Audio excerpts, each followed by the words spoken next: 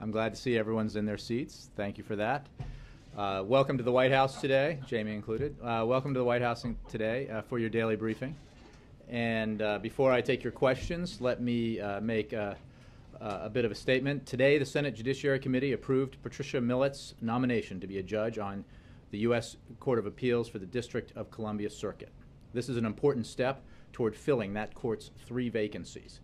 Millett is a leading appellate lawyer, having argued before the U.S. Supreme Court 32 times, and 7 former solicitors general of both parties believe that she is, quote, ideally suited to serve on this court. Republicans cynically opposed Millett's nomination today in an effort to obstruct the president's constitutional responsibility to fill judicial vacancies. But the D.C. Circuit has more pending appeals per active judge today than it did when any of the previous president's 4 nominees to that court were confirmed. In fact, during the last administration, the same senators who voted against Millett's nomination today had no problem voting repeatedly to confirm judges to the 9th, 10th, and 11th seats on the D.C. Circuit. One of those seats was to a classmate of mine, Brett Kavanaugh. So Senator Sessions, for example, voted to confirm that nominee. And now says that the lack of a workload at this circuit, in this court, is the reason to oppose this nomination when, as I've demonstrated, that is a spurious argument. That is why we are confident that when the full Senate considers Millett's qualifications, it will confirm her without delay. With that, I'll take your questions. Darlene. Jay, thank you. On Snowden, what is the White House reaction to Russia's decision to grant him asylum, and is the decision by Russia some sort of a rebuke to President Obama? The Russian Federal Migration Service has confirmed publicly that they have issued Mr. Snowden temporary asylum for 1 year and allowed him to leave the airport. We are extremely disappointed that the Russian government would take this step despite our very clear and lawful requests in public and in private to have Mr. Snowden expelled to the United States to face the charges against him. Mr. Snowden is not a whistleblower. He is accused of leaking classified information and has been charged with 3 felony counts, and he should be returned to the United States as soon as possible, where he will be accorded full due process and protections. This move by the Russian government undermines a long-standing record of law enforcement cooperation that has recently been on the upswing since the Boston Marathon bombings. Russia has said they're not going to send him back, so where does the effort by the administration to get him to come back to the U.S. to face prosecution, where does that go from here? Well, we will obviously be in contact with Russian authorities, expressing our extreme disappointment in this decision and making the case clearly that there is absolute legal justification for Mr. Snowden to be returned to the United States, where he is under indictment on 3 charges, felony charges, for leaking classified information. He's not a dissident. He's not a whistleblower. He's been charged with a crime. He will be accorded, upon return to the United States, all of the rights and privileges provided to defendants in this country under our system of justice. And we've made that view clear both publicly and privately in our discussions with the Russian government. So I'm sure those discussions will continue. Will the President now not go to Moscow in September as originally planned? I don't have a scheduling announcement for you today, but obviously this is not a positive development. And we have a wide range of interests with the Russians, and we are evaluating the utility of a summit. Steve. Do you see this as a deliberate attempt to embarrass the United States, as Senator McCain says? We see this as an unfortunate development, and we are extremely disappointed by it. We've made clear that there is legal justification for Mr. Snowden's return, that he would be accorded full rights accorded to defendants in this country and protections under our system of justice. And in terms of motivations for a decision like this, I would leave Russian authorities to describe them. What are the diplomatic repercussions for this move? Are there some options that you can take other than? Well, I'm not. Again, I think Darlene asked me about Moscow, I made clear that I don't have an announcement today. We are evaluating the utility of a summit in light of this and other issues, but I have no announcement today on that. I guess what I'm asking is, are you rethinking this reset in U.S.-Russian relations as a result of this that Hillary Clinton had begun? Our relationship with Russia, as is the case with other important countries around the world, is based in realism. And it is a simple fact that the so-called reset in our relations with Russia produced positive benefits for American national security and for the American people. They produced cooperation from Russia on the transit of supplies and materiel to our troops in Afghanistan. It provided cooperation with Russia in dealing with Iran. It provided a cooperation with Russia that led to the New START Treaty. It provided other forms of cooperation that benefit the United States and the American people and our national security. Throughout the process of the evolution of our relations with Russia over the past 4.5 years, we have had conflicts with Russia. We have had disagreements with Russia, and we have been extremely clear about those conflicts and disagreements. Most recently and seriously over Syria. And that has been the case and will be the case moving forward. But it is simply, I think, if those who might suggest that we should not have engaged in our efforts to, with the Russians upon President Obama's taking office, would then say that the benefits that were a result of that engagement were not worth it. And I don't think that's the case. I don't think anybody would argue that that's the case, sensibly. Yes. Jay, what do you think the Russians are up to? Obviously, by granting Mr. Snowden temporary asylum, they must have known that this was not going to go over well here at the White House. I suspect they did, yeah.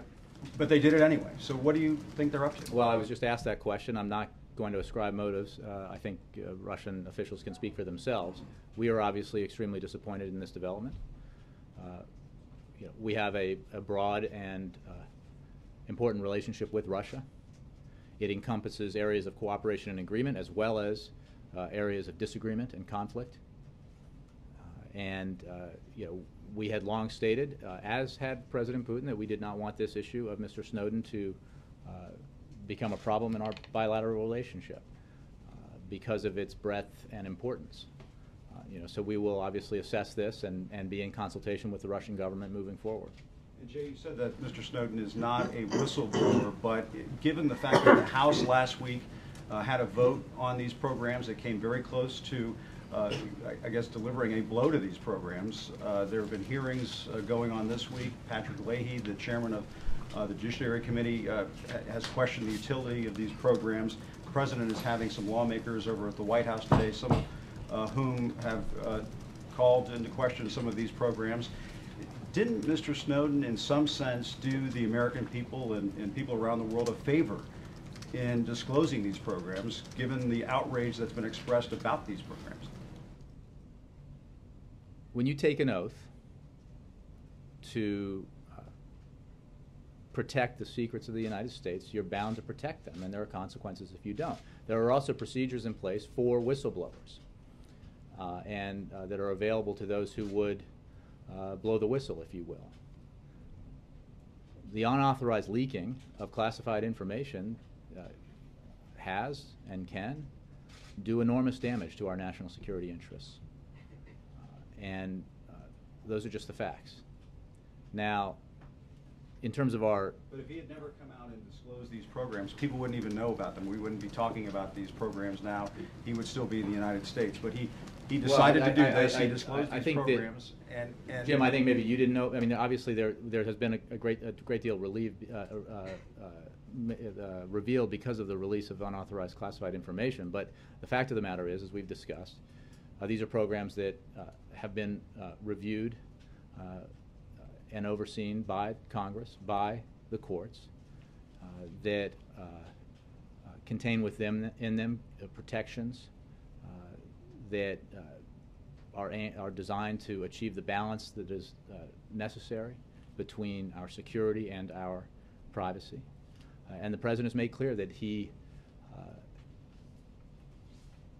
wants that balance, supports that balance, believes that balance has been found, but also thinks that there ought to be a debate about these issues and discussion about these issues. And he's engaged in that.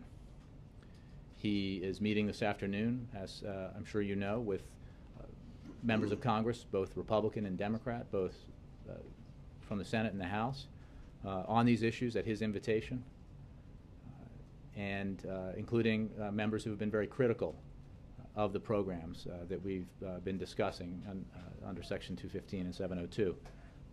The fact is, our intelligence services need to have tools available to them to help protect our national security interests, to protect us from attack. And I think most Americans would agree with that. We also design our programs in a way and put in safeguards and layers of oversight to ensure that those programs do not abuse the privacy of American citizens. And that is the balance that the President was talking about. That is the balance that has been a focus of the implementation of these programs. And there is an ongoing discussion about these programs. And under the administration, through the ODNI, has undertaken an effort to declassify and release more information about them in the wake of the Snowden leaks, and I'm sure that process will continue. But I don't think that we can sensibly say that programs designed to protect us from terrorist attack are not necessary in this day and age. The President believes that these programs should have been kept a secret. Well, again, you're conflating a bunch of things here.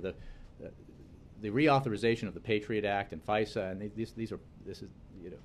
these are known facts. Congress has known about them. Public has known about them. There's no question that there are details about programs that have been are now known because of the leaks. The President obviously believes that it's inappropriate to leak highly sensitive classified information, because that can and has done and can do harm to our national security interests. It can put people's lives in danger.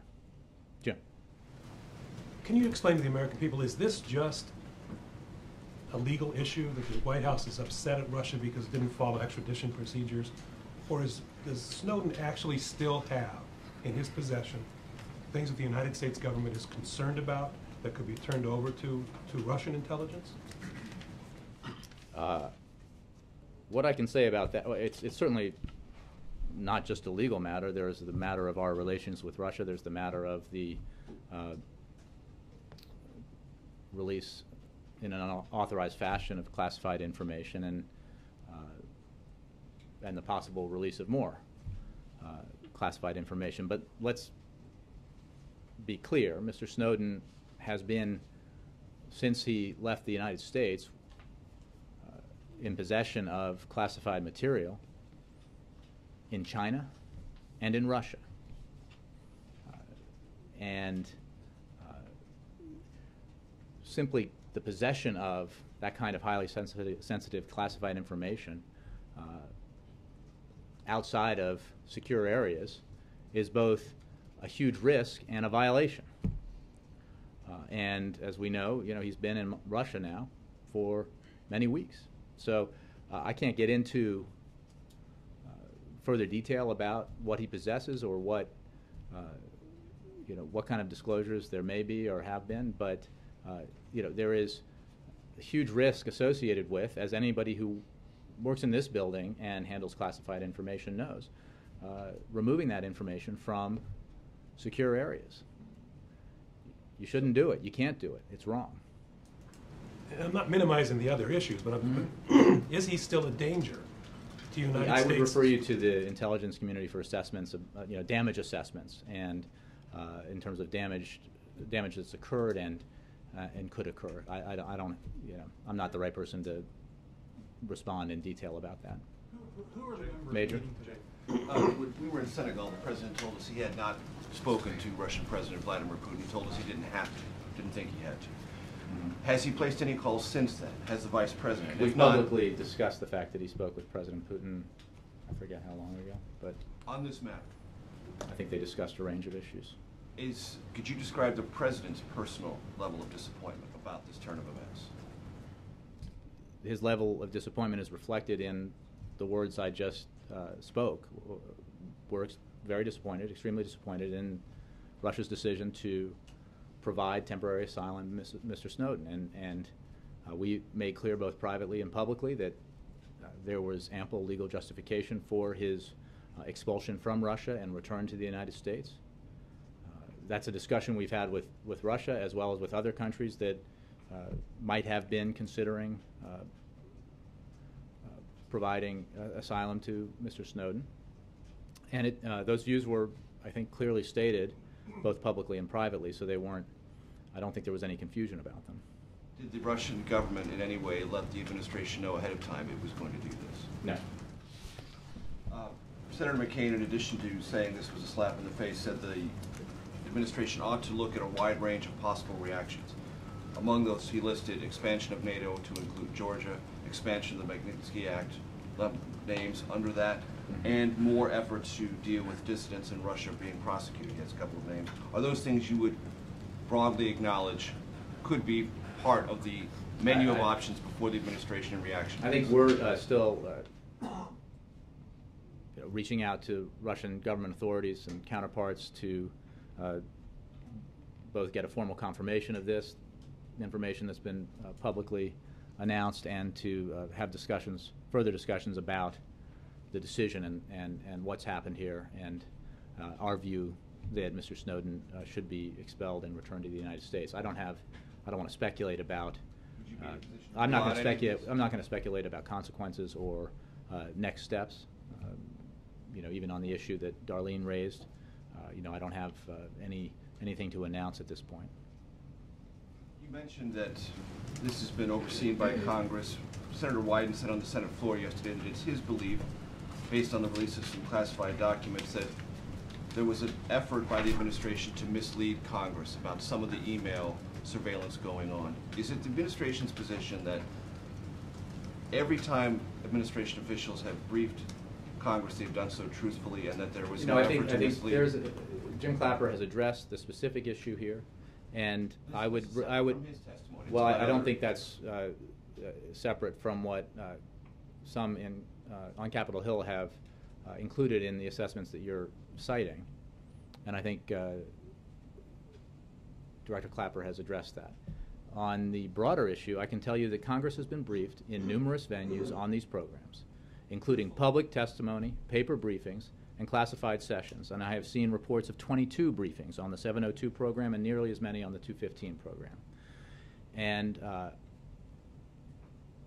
think you can check with Leader Reid and Senator Chambliss and Senator Feinstein and Congressman Rogers and Congressman King, all of whom have said that all members were fully briefed on these programs. And there's not many things that Democrats and Republicans agree on, but this seems to be one of them.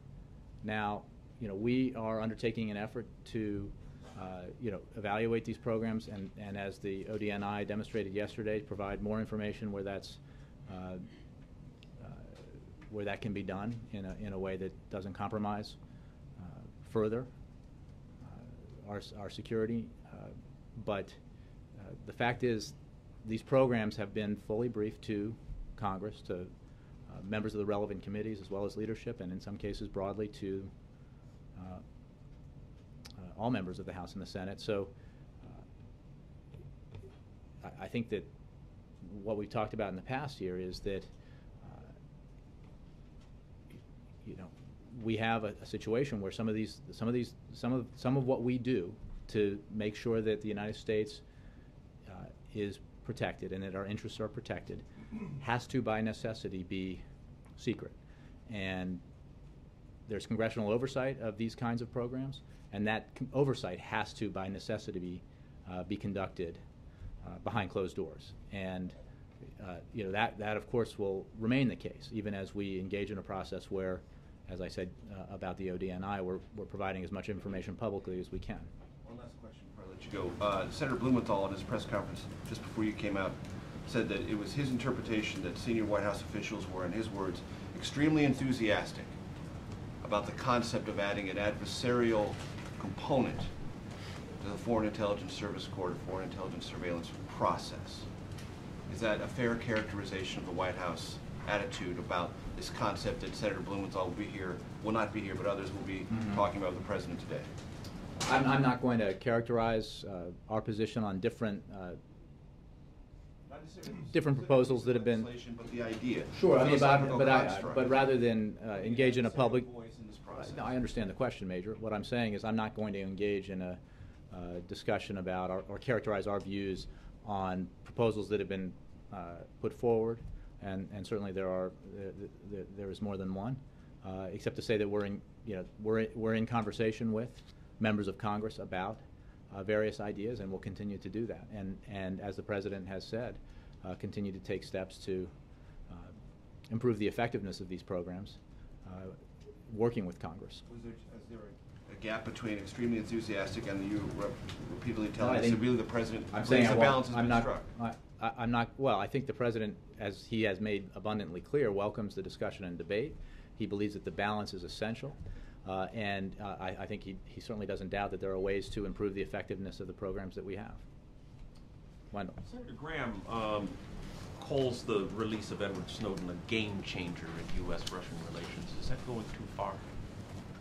Look, I think I've said clearly that we are extremely disappointed that the Russian government would take this step, despite our very clear and lawful requests in public and in private that Mr. Snowden be expelled and returned to the United States. Again, as I've said in answer to previous questions, I don't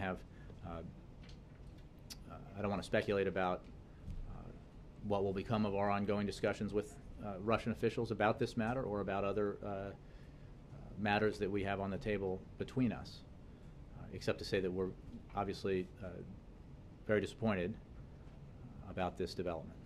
Does that mean you have not concluded that there's no chance now of Russia turning Snowden over to the U.S.? I wouldn't say that we've reached conclusions at this point. We're going to be consulting with Russian authorities, Russian counterparts about this matter. On another matter, in yesterday's talks with House Democrats, the President reportedly said the administration is considering ways to improve the circumstances of at-risk youth, particularly minority youth. Can you talk to me about some of those ways? Can you give me any specifics? I think the President came out here and talked a little bit about that not that long ago on a Friday, where he surprised the occupants of this room, you and others, by his appearance.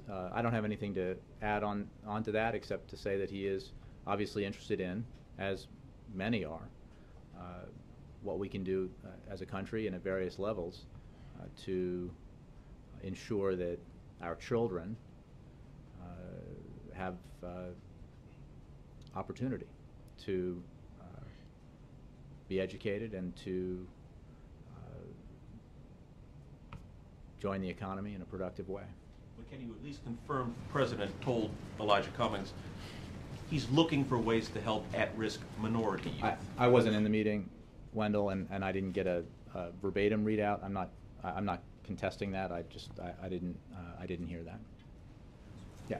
Jay, you said a little bit earlier that the White House is, quote, evaluating the utility of a summit. Does that mean that the White House is evaluating the utility of the G20 summit in St. Petersburg? Will you continue, and perhaps you wouldn't go to Russia at all, or are you referring exclusively to a I'm one-on-one referring to the summit? bilateral summit. So in without a Moscow. doubt, we will travel, the White House will travel to St. Petersburg. I have no changes in our travel plans to announce.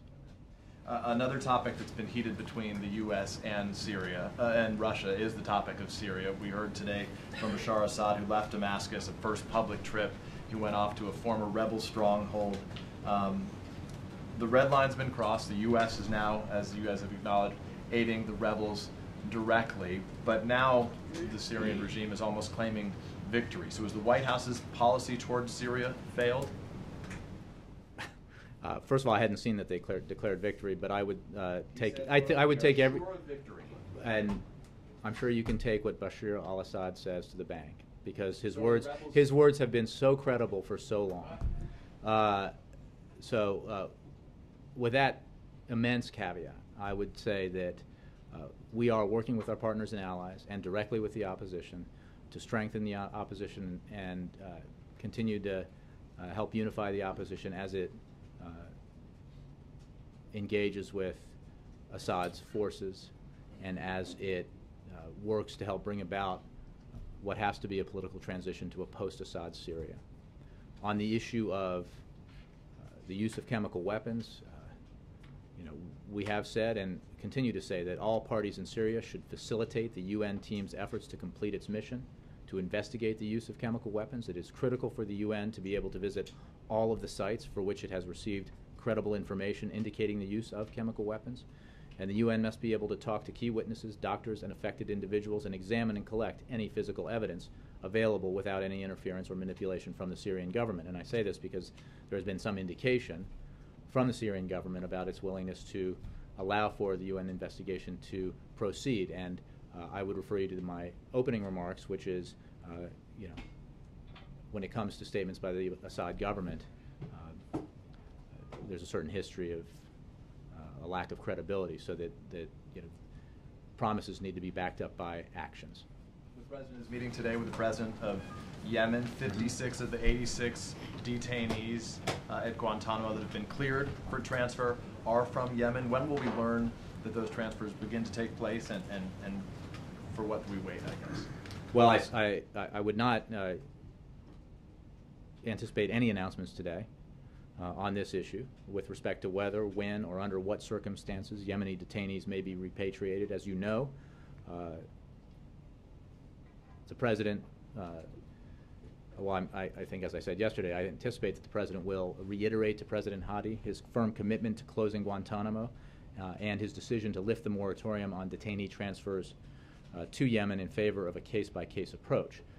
But the lifting of the moratorium did not mean a mass exodus. It meant that we would then move to a case-by-case evaluation of each detainee, which is the case in the and has been the case in the non-Yemeni detainees. So while I'm sure that will be a subject of discussion between the two presidents, it will not result in any announcements today. Given that the biggest problem, the largest number is from Yemen, of those who have already been cleared, as a big picture issue, what is the #1 issue that exists within Yemen? I suspect I can anticipate your answer, but articulate the White House's position on what needs to change within Yemen for you to start to feel more comfortable sending the dozens of Yemenis back. Well, I think the lifting of the moratorium reflects a change in policy that reflects also changes in Yemen.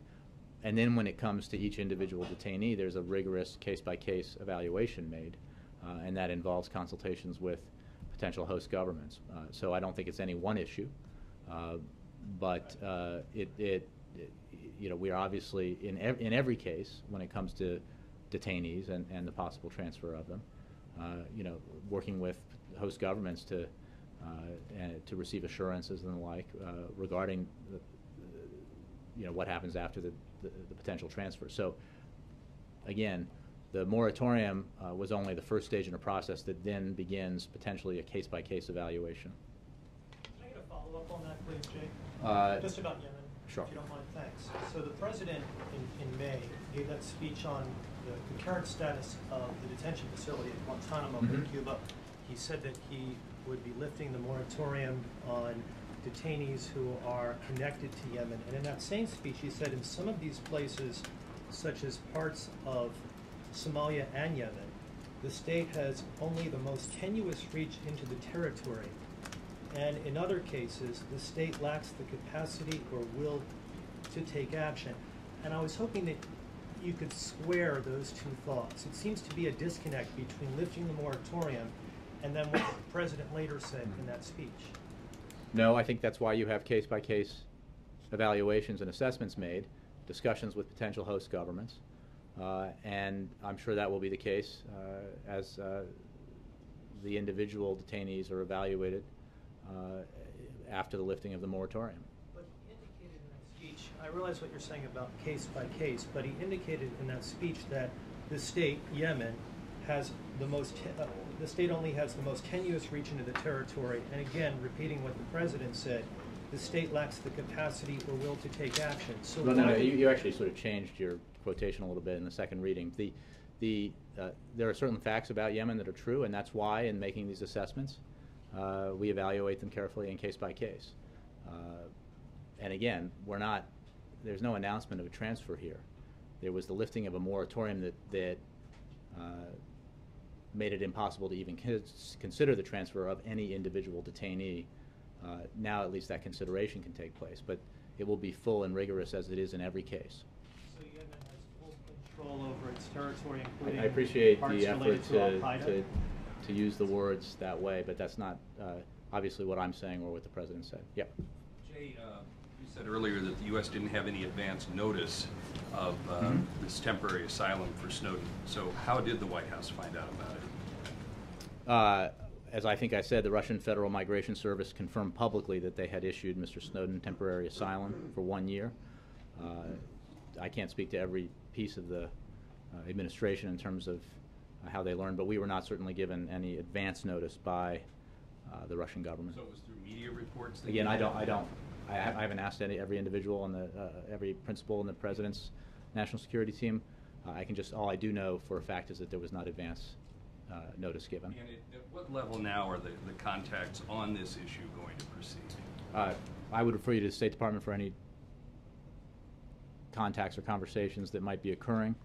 At this point, I'm not aware of any that have occurred here at the White House. Would U.S. representatives in Russia, people at the embassy, other agencies there, would they like to talk to Snowden at this point now that he's out of the transit area? You know, I would refer you to the Justice Department for conversations with somebody who's wanted on felony charges. Yeah. Will Mr. Snowden be part of the agenda on the FISA meeting this afternoon?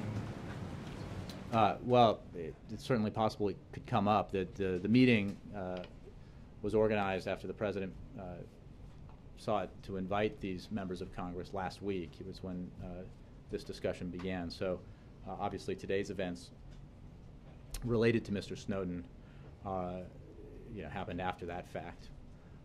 But it's certainly possible that this will be discussed. I think the goal of the President's with regards to this discussion is to assess some of the concerns and issues around FISA that have been expressed by members of Congress.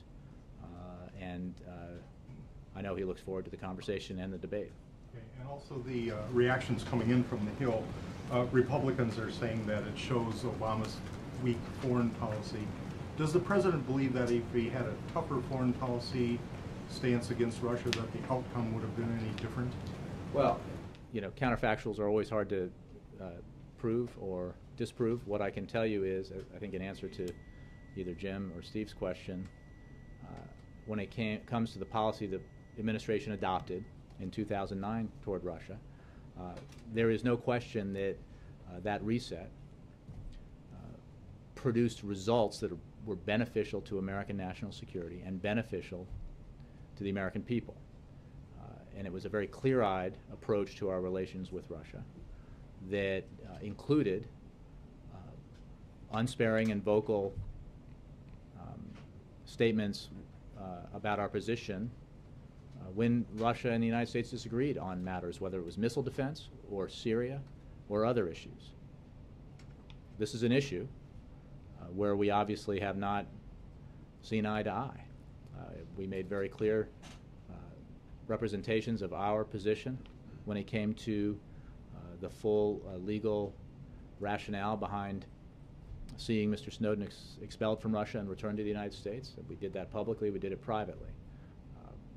So, it's impossible to engage in a game of how this might have turned out if other things hadn't happened. What we do know for a fact is that the result of the policy approach that President Obama took was enhanced cooperation in the effort to supply our troops in Afghanistan, enhanced cooperation in our effort to produce an international consensus with regards to Iran and its pursuit of nuclear weapons, as well as other dividends. So, those are significant achievements on behalf of American national security. Yes, sorry. Given that within 1 week there's been the acquittal of Bradley Manning on the most serious charge, and now the escape of Edward Snowden, does the administration need to reevaluate the way it's fighting the war on leakers? I'm not even sure I understand the question. The fact is, there's a legal process underway with regards to Mr. Manning. As I said yesterday, I'm not going to inject myself into that as that process continues. And we've made clear our views about the decision by the Russian authorities to grant temporary asylum to Mr. Snowden. These are the two most high-profile cases in something that's been a priority for this administration relative to other administrations. They both, within a week, seem to have gone south. Again, Ari, I think that's a statement of opinion. I'm not sure what the question is. Yeah. Thanks, Jay. Has the president decided there will be a consequence to this decision by Russia? Forget what it might be. I just have no further elaboration of our views on the aftermath of this decision by Russia, except to say that we're certainly evaluating the utility of a summit in Moscow, a bilateral summit, and also in conversation with Russian officials. He hasn't asked for anything to be drawn up, a range of proposals, options? Yeah, I don't have anything to present to you here about the president's views on this. Yes. Jay, just picking up on what you said earlier about the value of the reset and these critical issues that the United States and Russia have to discuss, if you look across the range of these, leaving Snowden out of it, nuclear arms reduction, missile defense, trade, democratic reform in Russia, Syria, there's really not a single major issue where the United States and Russia see eye to eye right now. So I'm wondering what the utility is of a meeting between President Putin and President Obama, even apart from the Snowden dispute. What do they have to talk about that would meet your standard of a useful meeting? Well, I think I said that we are evaluating the utility of a bilateral summit in Moscow. And there is no question that there are a range of issues, setting aside the disposition of Mr. Snowden, on which we are currently in disagreement with Russia. We have, over the past 4.5 years, engaged with Russia in a way that to try to move forward where we disagree and to move even further forward in areas where we can come to an agreement. And not included in your list has been the assistance provided in the transshipment of material to our forces in Afghanistan, as well as Russian cooperation in our efforts to produce a consensus with regards to Iran's pursuit of a nuclear weapons program. So, again, as I just said earlier, those are not insignificant achievements on behalf of American national security. It's also true that the New START Treaty is a significant accomplishment in a relationship that is, no question, complicated and currently faced with a lot of disagreements. So I would answer your question by saying that's precisely why we're evaluating the utility of a summit. Mindful of the approach we've taken all along, which is it is our belief that whether it's whichever country we're talking about where we don't have purely harmonious relations, that there is a usefulness in engaging in order to see if we can move forward on areas of cooperation and to make clear directly our views where we disagree. But again, I think that comes into the evaluation of the utility of that kind of meeting. Can I ask a follow-on, Yemen? There's been some reports in the last few days of an uptick in drone strikes in Yemen. I know you can't address drone strikes in a public forum, but should we read some of this as an example of the greater counterterrorism cooperation that you alluded to yesterday that would be discussed in this meeting? Well, that's an interesting way of asking, but I can tell you that we do cooperate with Yemen in our counterterrorism efforts, and it's an important relationship and important cooperation given what we know about AQAP and the danger it presents to the United States and our allies, as well as to the Yemeni people and people in the region. So that cooperation is important to our national security interests, and it is something that we seek to build on with President Hadi and the Yemeni government. April. Jay, back on Snowden, when was there a breakdown in communication or the relationship between the U.S. and Russia when it comes to Snowden? Because I remember in Africa, President Obama talked about how he was not going to let the Snowden matter inhibit the relationship and the working relationship, particularly with Russia. When did this breakdown happen? Well, I would clarify by saying that the President expressed a desire that the Snowden matter not cause damage to our relationship with Russia. That's a sentiment that President Putin also expressed, and it is one that we agreed on with President Putin, and that's partly why we are disappointed, as I've said, extremely disappointed in this decision by Russian authorities. So, we had, I think, as I discussed, regularly consultations with and conversations with, at a variety of levels, Russian government officials about this matter, most especially at the law enforcement level, which is where this kind of cooperation normally takes place and has taken place in the past, and making clear what our views were on the need to expel and return Mr. Snowden here to the United States. Did you see this coming? I mean, again, where was the breakdown? When did the breakdown happen?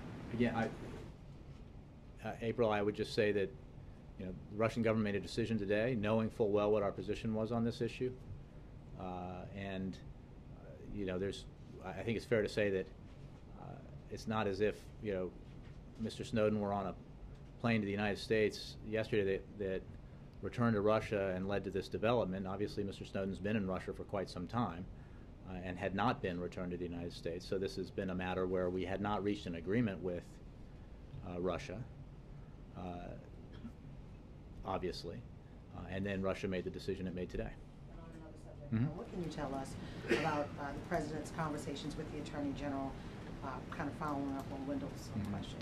When it comes to minorities and the criminal justice system, what is the conversation that the President and the Attorney General have been having? I haven't been privy to conversations like that. I would just refer you to the statements of the President on that Friday. Yeah, Carrie. On health care implementation, the President reportedly told senators yesterday that he was personally involved in trying to resolve that element of the health care law that prevents lawmakers and their aides from receiving the employer contribution on their health care premiums. And I'm just wondering if you could tell us what that personal involvement entails, and does that mean the administration has decided that it can deal with it administratively versus legislatively? Yeah, I just don't have details on the President's, meetings, private meetings. I can tell you that, Congress wrote and passed the Affordable Care Act, and the law lays out details of how people will get insurance. And on our end, we're focused on implementing this law as effectively and clearly as possible for all Americans who will benefit from access to the quality, affordable insurance options and unprecedented levels of insurer competition. There's been the point of contention, though, is whether you deal with it legislatively or administratively. And so I think this is something that, I would refer you to Congress on. We're clearly about the business of implementing the law that Congress wrote and passed, and the details of how Americans, including members of Congress and their staff, will receive health care are laid out in the provisions of the law, and that's the law we're working to implement. Yes? Well, Jay, on Syria, with the inspectors being allowed in to take a look at for possible chemical weapons, what are the administration's expectations from these inspections? Or do you have high expectations? And has any additional intelligence turned up since Ben Rhodes announced that the use of chemical weapons by the Assad government had been confirmed? I don't have any further assessments to announce. We certainly stand by those assessments that we announced previously. What I said, I think, in answer to Peter's question about Syria referred to the announcement of a decision to allow in UN inspectors to 3 sites, I think. And I think what we're trying to make clear is the Syrian government, the Assad government, has to follow through on this commitment and allow full access, the ability for the UN to talk to key witnesses, doctors, and affected individuals, and to examine and collect any physical evidence available without any interference or manipulation from or by the Syrian government. If the Syrian government is truly committed to an impartial and credible investigation, it will facilitate the UN team's unfettered access to all sites of interest to the UN without further delay.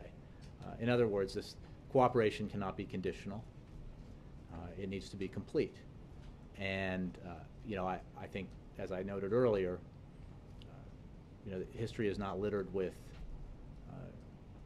promises made by Assad that have come to fruition, especially in regard to this kind of thing. Thanks, Jay. John Christopher, last one. Yeah. Jay, what attempt might the president be making in terms of a unified message to Mr. Putin from the U.S. and its NATO allies? I don't have anything further on that. We obviously discuss issues like this with our allies frequently, but I have no conversations to read out to you. No reactions yet from You would have to ask our allies for their reactions. You have something on your BlackBerry you need Well, are you familiar with this interview that Secretary Kerry gave to Pakistan television? I'm not, no.